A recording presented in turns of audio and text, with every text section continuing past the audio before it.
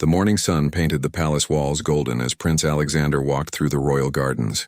At only 16 years old, he carried himself with the grace expected of royalty, yet his eyes held a warmth that made even the servants smile when they saw him. Unlike his older brothers who spent their days in council meetings or military training, Alexander preferred the quieter moments of palace life. On this particular morning, something felt different. The usually bustling courtyard seemed unusually quiet, and the guards appeared more tense than usual. Alexander noticed how their eyes darted nervously toward the main gate, their hands resting uneasily on their sword hilts. Captain Marcus, the head of the royal guard, had served the kingdom for over 20 years. His weathered face told stories of countless battles fought to protect the royal family. He was known throughout the palace as a man of unwavering loyalty and incredible strength. But today, even Marcus seemed troubled as he supervised the morning patrol. The kingdom of Eldoria had been experiencing political tensions recently. Neighboring lands had been making threatening moves, and there were whispers of spies infiltrating the palace. The king had increased security measures, and every person entering or leaving the palace grounds was carefully monitored. Alexander's mother, Queen Isabella, had always taught him to be observant. She would say that a good ruler must notice the small details that others might miss. As he walked past the fountain in the center courtyard, Alexander remembered her words and decided to pay closer attention to his surroundings. The young prince noticed a group of merchants near the palace entrance. They claimed to be delivering silk and spices from distant lands, but something about them seemed off. Their clothes were too fine for common traders, and their horses appeared to be military-bred rather than the typical pack animals merchants would use. Meanwhile, Captain Marcus was conducting his routine inspection of the guard posts. He had been feeling uneasy all morning, though he couldn't quite identify why. His instincts, honed by years of experience, were telling him that danger lurked nearby. He had survived this long by trusting those instincts, even when logic suggested everything was normal. The palace staff went about their daily duties, unaware of the growing tension. Kitchen maids carried trays of fresh bread, gardeners tended to the royal roses, and stable boys fed the horses. Life in the palace followed its usual rhythm, but underneath the surface a storm was brewing. Alexander decided to approach the merchants, curious about their unusual appearance. His natural friendliness often led him to conversations with visitors, much to his tutor's dismay. They frequently reminded him that princes should maintain proper distance from commoners. But Alexander believed that understanding all kinds of people would make him a better future king. As he drew closer to the group, Alexander noticed that one of the men kept glancing toward the guard tower where Captain Marcus was stationed. The man's hand moved frequently to something hidden beneath his cloak, and his eyes held a coldness that made Alexander's stomach tighten with worry. The other merchants seemed genuine enough, discussing their wares and complaining about the long journey to the palace. But the suspicious man remained silent, his attention focused entirely on the movements of the guards. Alexander realized that this person was not interested in selling goods at all. Queen Isabella had also taught Alexander about reading people's intentions through their body language and expressions. She explained that enemies of the kingdom might try to disguise themselves as harmless visitors. Now, observing this stranger, Alexander began to understand what his mother had meant. The morning air grew heavier as dark clouds gathered overhead, mirroring the tension that was building in the courtyard. Alexander knew he had to make a decision quickly, but he was just a young prince with no real authority over the guards or security measures. Alexander's heart raced as he continued watching the suspicious merchant. The man's behavior became increasingly strange as minutes passed. While the other traders laughed and joked with the palace guards, this particular individual remained eerily focused on Captain Marcus's position in the watchtower. The young prince noticed that the man had positioned himself behind a large stone pillar, partially hidden from the guard's direct view. From this spot he had a clear line of sight to the captain, while remaining concealed from most other observers. Alexander's training in military strategy, though basic, helped him recognize this as a classic positioning for an attack. Captain Marcus, unaware of the danger below, was discussing patrol schedules with his lieutenant. The conversation focused on the upcoming royal feast planned for the following week. Distinguished guests from neighboring kingdoms would attend, requiring extra security measures throughout the palace grounds. The suspicious merchant slowly began reaching beneath his cloak, his movements careful and deliberate. Alexander could see the outline of what appeared to be a crossbow taking shape under the fabric. The realization hit him like a physical blow. This was not a merchant at all, but an assassin targeting Captain Marcus. Fear paralyzed Alexander for a moment. He had never faced a real-life threatening situation before. His sword training had always been practice sessions with wooden weapons and patient instructors. This was completely different. Real danger with real consequences that could result in someone's death. But Alexander remembered his father's words about courage. The king had once told him that bravery wasn't the absence of fear, but rather acting correctly despite being afraid. A true leader must protect those who serve the kingdom, regardless of the personal cost or risk involved. The other merchants continued their cheerful banter, completely oblivious to their companions' deadly intentions. Palace guards chatted casually with them, examining the colorful fabrics and exotic spices they had brought. The normal sounds of palace life, birds singing, fountains flowing, horses neighing in the distance, created a peaceful backdrop that made the hidden danger seem even more sinister. Alexander realized he had very little time to act. The assassin was almost ready to take his shot, and Captain Marcus remained an easy target in the open watchtower. Shouting a warning might alert the assassin to change his plan or target someone else. Running to get help would take too long and might result in the captain's death. The young prince looked around desperately for something that could help him. Near the fountain, a group of palace children were playing with wooden balls, laughing as they tried to knock down small towers they had built from stones. Their innocent game suddenly gave Alexander an idea. Without hesitation, Alexander grabbed one of the wooden balls from the children's game. The youngsters protested loudly, but he had no time to explain. He needed to create a distraction that would spoil the assassin's aim without putting anyone else in immediate danger. The assassin had now fully drawn his crossbow and was taking careful aim at Captain Marcus. His finger moved toward the trigger, and Alexander knew he had perhaps seconds left to act. The weight of responsibility felt crushing. A man's life depended entirely on his next actions. With all the strength he could gather, Alexander hurled the wooden ball directly at the assassin's head. His aim, perfected through years of games and sports with his brothers, proved accurate. The ball struck the man hard on the side of his skull, causing him to stumble and his shot to go wide. The crossbow bolt flew harmlessly into the wooden shutters of a nearby storage building, embedding itself with a loud thud that immediately caught everyone's attention. The assassin, dazed from the impact, dropped his weapon and tried to flee toward the palace gates. Captain Marcus, hearing the commotion and seeing the crossbow bolt that had narrowly missed him, instantly understood what had happened. His years of experience allowed him to quickly assess the situation and spring into action, shouting orders to his men to secure the area and capture the fleeing attacker. Chaos erupted in the palace courtyard as Captain Marcus's powerful voice boomed across the grounds. "Seize that man!" Assassin in the courtyard, his years of military command made his orders cut through the confusion like a sharp blade, instantly mobilizing every guard within hearing distance. The remaining merchants scattered in panic, their genuine surprise and fear proving they had been unknowing accomplices to the assassin's plan. Their silk fabrics and precious spices scattered across the cobblestones as they sought safety behind pillars and doorways, their faces pale with shock at discovering they had been traveling with a killer. Alexander stood frozen near the fountain, his heart pounding so hard he could hear it in his ears. The wooden ball lay forgotten at his feet, but his eyes remained fixed on the unfolding drama. He had acted on pure instinct, but now the reality of what had almost happened began to sink in. The assassin, still dizzy from the impact, stumbled toward the main gate where his horse waited. But Captain Marcus had trained his men well.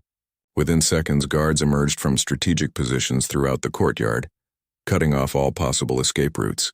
Their synchronized response showed years of preparation for exactly this type of threat. Guard Lieutenant Thomas, a young man only a few years older than Alexander, tackled the assassin just steps from his horse. The two men crashed to the ground in a tangle of limbs, raising a cloud of dust as they struggled. The assassin fought desperately, knowing capture meant certain execution for attempting to murder a high-ranking royal guard. Meanwhile, Other guards secured the crossbow and began searching the scattered merchant goods for additional weapons or evidence. Captain Marcus descended from the watchtower with remarkable speed for a man of his age, his face a mask of controlled fury and professional determination. Alexander watched as Captain Marcus approached the captured assassin, who was now restrained by 3 guards. The captain's weathered hands shook slightly, not from fear but from the adrenaline of realizing how close he had come to death. A few seconds later, and the crossbow bolt would have found its mark. "Who sent you?" Captain Marcus demanded, his voice carrying the authority of 2 decades protecting the royal family. The assassin, blood trickling from where Alexander's improvised weapon had struck him, remained defiantly silent. His dark eyes held no remorse, only hatred and the bitter disappointment of a failed mission. The palace alarm bells began ringing, their urgent bronze voices echoing across the kingdom's capital city. Within minutes, additional guards would arrive from the outer districts, and the palace would be sealed until the full extent of the threat could be determined. No one would enter or leave without thorough investigation. Queen Isabella appeared at her chamber window, drawn by the commotion below. When she saw Alexander standing near the center of the action, maternal worry replaced her usual composed demeanor. She had always feared that the dangers of royal life might one day touch her youngest son.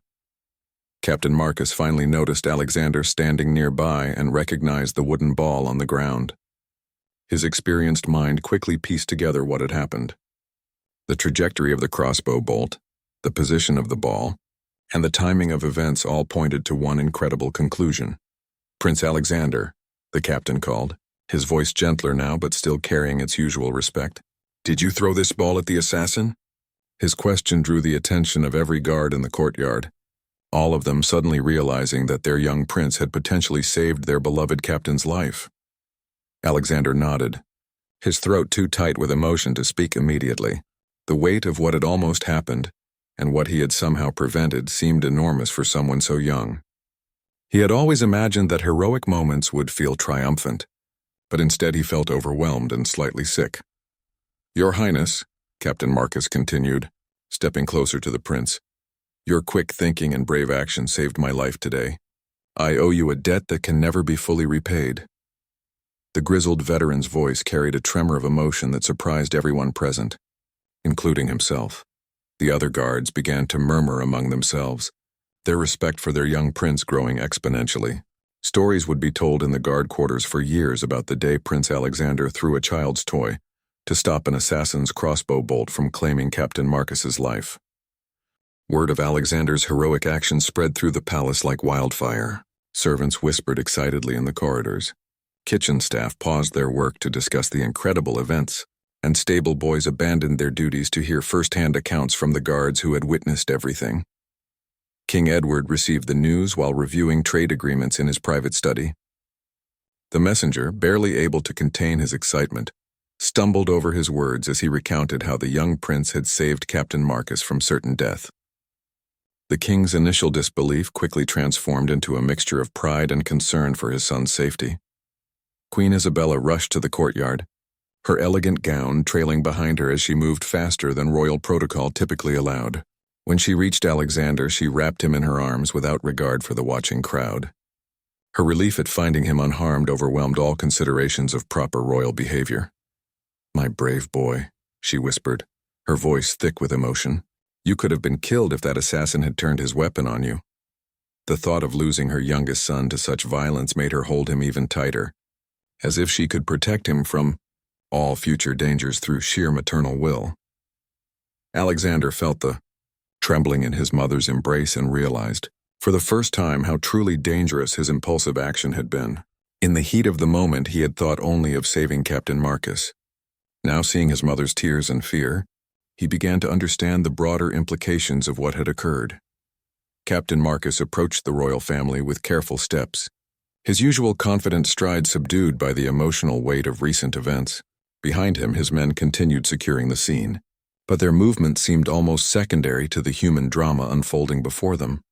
"Your Majesties," Captain Marcus began, removing his helmet and holding it respectfully at his side. "I must tell you that Prince Alexander displayed courage and quick thinking. That would be remarkable in a seasoned warrior, let alone someone so young. Without his intervention, I would not be standing here now." The captain's words carried special weight because everyone knew his reputation for honesty and his reluctance to offer praise lightly. His acknowledgement of Alexander's actions would become part of palace legend, repeated and embellished for generations to come. King Edward arrived moments later, having abandoned his important documents the instant he heard about the assassination attempt. His usual measured pace gave way to urgent strides as he crossed the courtyard to reach his family. The sight of his wife holding their son, both of them safe but shaken, filled him with profound gratitude. "Captain Marcus," the king said, clasping the veteran guard's shoulder firmly, "I am deeply grateful you are unharmed. This kingdom cannot afford to lose its finest protector." His words carried the weight of genuine friendship built over years of shared service and mutual respect. The captured assassin, now bound and guarded, watched these proceedings with visible frustration. His mission had failed completely, and worse, it had been thwarted by a child with a wooden ball. The humiliation of his defeat seemed to pain him more than his physical injuries. Alexander noticed the assassin's bitter stare and felt a chill run down his spine. This man had come to the palace with murder in his heart, prepared to kill someone Alexander had known and respected his entire life. The casual evil of it made the young prince realize how much danger constantly surrounded his family. "Who is he?" Alexander asked Captain Marcus quietly, nodding toward the prisoner. "Why did he want to kill you?" The questions reflected not just curiosity, but a growing understanding that being royal meant living with threats that common people never had to consider. Captain Marcus looked down at the young prince with new respect. "That, Your Highness, is something we will discover through careful questioning. But his identity matters less than the fact that he failed, thanks to your actions." The captain's tone suggested that the interrogation would be thorough and probably unpleasant for the prisoner. "Queen." Isabella finally released Alexander but kept one hand on his shoulder, as if afraid he might somehow disappear if she let go completely. Her maternal instincts warred with her pride in her son's bravery, creating a complex mix of emotions that showed clearly on her usually composed face. "Alexander," she said softly, "what you did was incredibly brave, but promise me, you will never put yourself in such danger again. A kingdom needs its princes alive, not dead from heroic gestures." Her words carried both praise and gentle scolding, the eternal dilemma of parents whose children show dangerous courage. The weeks following the assassination attempt brought significant changes to palace life. Security measures were doubled, with additional guards posted at every entrance and new protocols established for screening all visitors. The once relaxed atmosphere of the royal grounds gave way to heightened vigilance that reminded everyone of the constant dangers facing the royal family. Captain Marcus underwent a thorough investigation of the incident, not because anyone doubted his competence, but to identify any weaknesses in the palace's defenses. The review revealed that the assassin had exploited a brief gap in surveillance coverage during the changing of the guard shifts, a flaw that was immediately corrected. Alexander found himself transformed from a relatively unknown younger prince into something of a palace celebrity. Guards who had previously acknowledged him with formal nods now greeted him with genuine warmth and obvious respect. The story of his quick thinking had spread beyond the palace walls, and visitors often asked to meet the young prince who had saved the captain's life. The interrogation of the assassin eventually revealed disturbing information.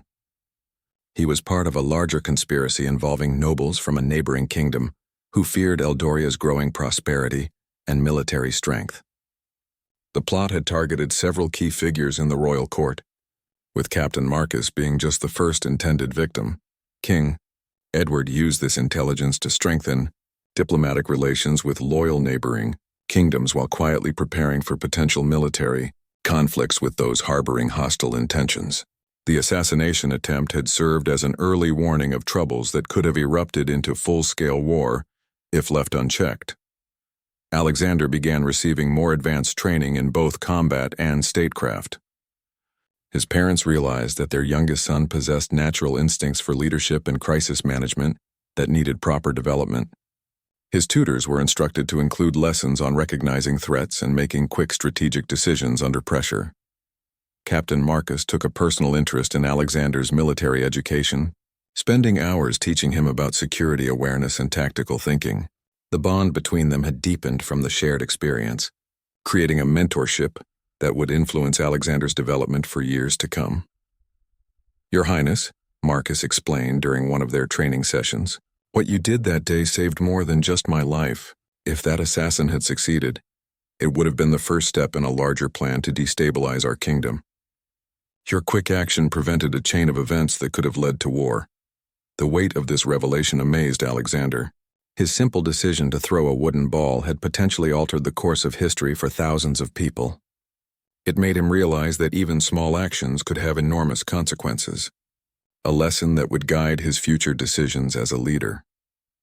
Queen Isabella noticed positive changes in her son's character following the incident. While he retained his natural kindness and approachability, Alexander now carried himself with greater confidence and awareness. He had proven to himself and others that he could act decisively when circumstances demanded courage. The palace staff began treating Alexander with newfound respect that went beyond his royal status. They had witnessed his willingness to risk personal safety to protect someone who served their family loyally.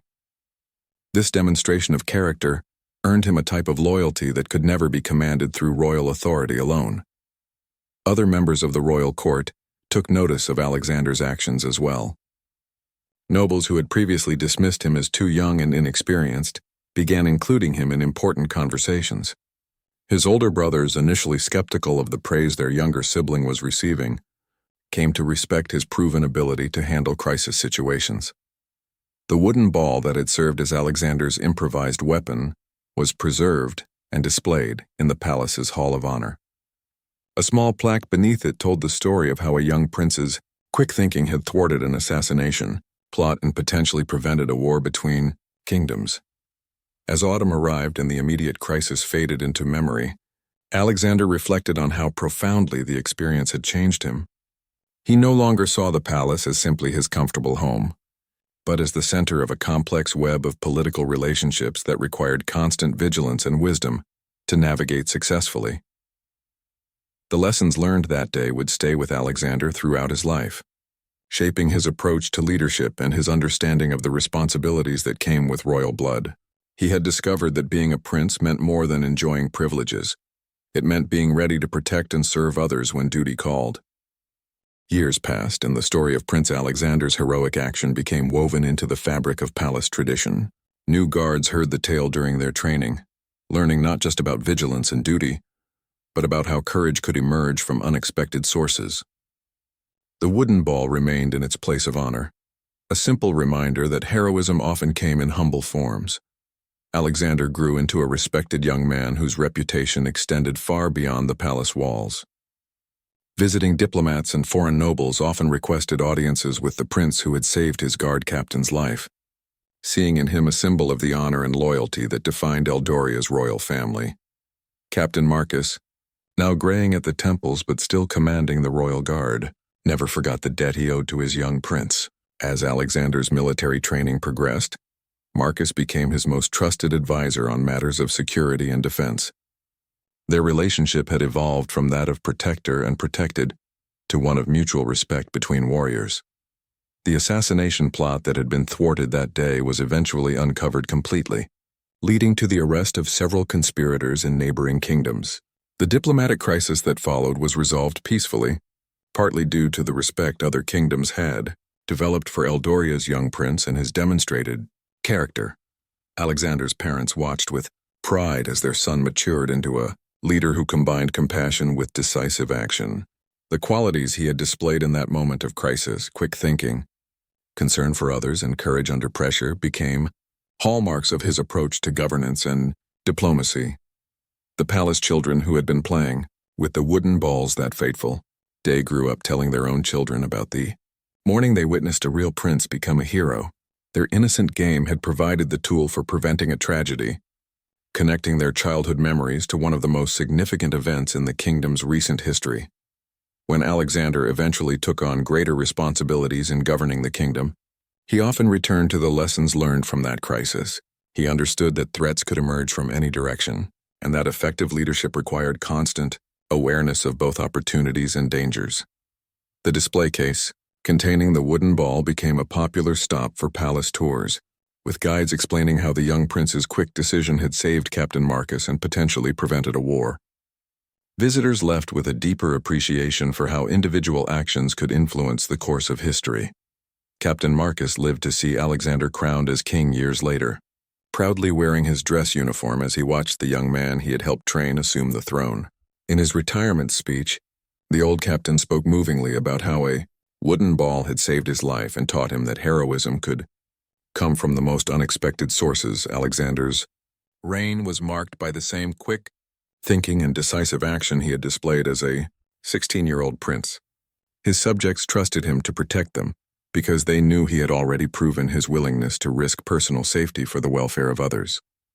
The story of the assassination attempt became a cornerstone of his legacy. The children who played in the palace gardens during Alexander's reign grew up hearing the story of the wooden ball and the young prince's courage. They learned that being brave didn't always mean wielding a sword or commanding an army. Sometimes it meant acting quickly and decisively when others needed help. Years later, when historians wrote about King Alexander's remarkable reign, they often traced his leadership qualities back to that pivotal moment in the palace courtyard. The assassination attempt that could have changed the kingdom's destiny instead became the foundation for one of the most beloved and effective rulers in Eldoria's history. The wooden ball remained in its place of honor throughout Alexander's long and prosperous reign, a simple wooden sphere that had altered the course of a kingdom.